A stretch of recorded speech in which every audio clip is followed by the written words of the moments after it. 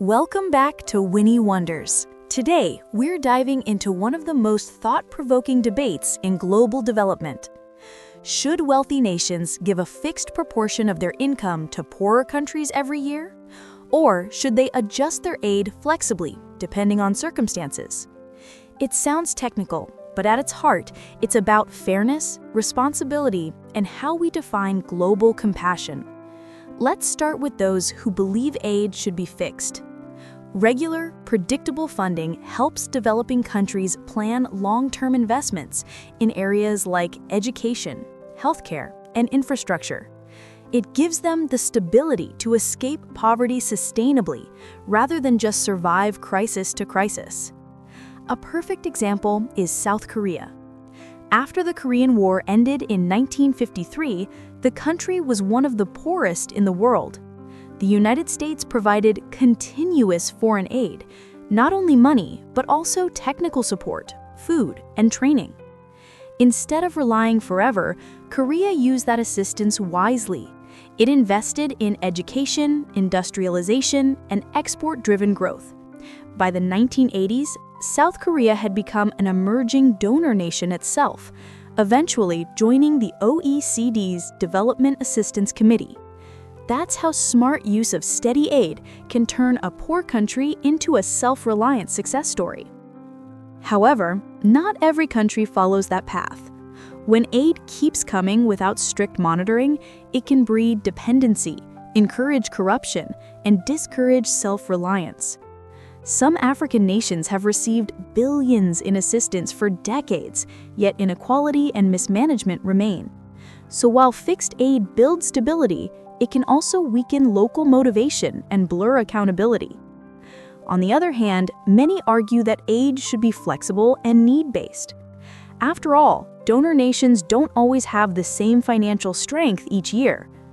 Take the COVID-19 pandemic, for example. Even wealthy countries struggled to protect their own economies and public health.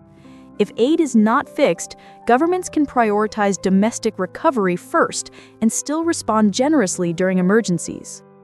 More importantly, flexible aid can make a real immediate difference when it's most needed.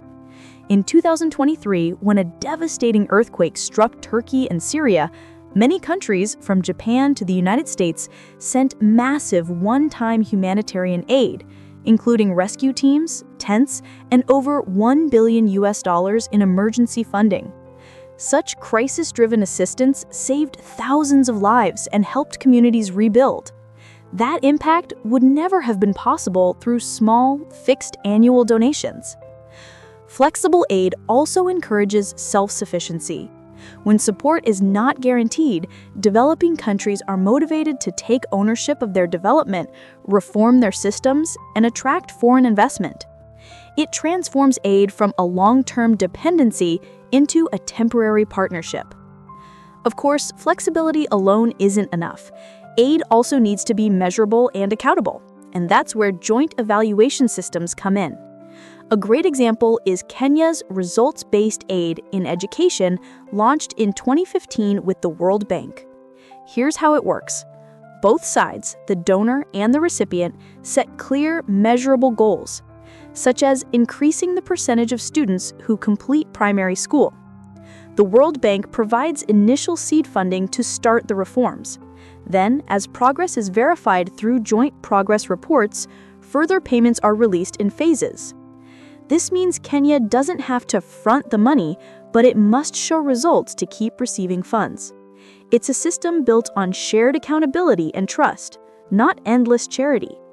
In practice, it's give some to start, then give more when progress is proven. That's aid as a partnership, not dependence. So, what's the answer? In truth, neither extreme works perfectly.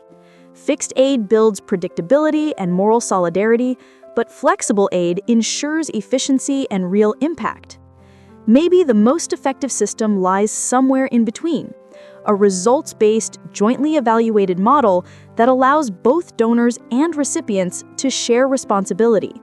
With this approach, rich nations can strike a balance between generosity and efficiency, while developing nations can build self-reliance and resilience.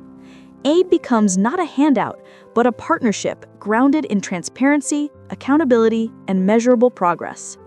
At the end of the day, the question isn't just how much we give, it's how we give, when we give, and what difference it truly makes.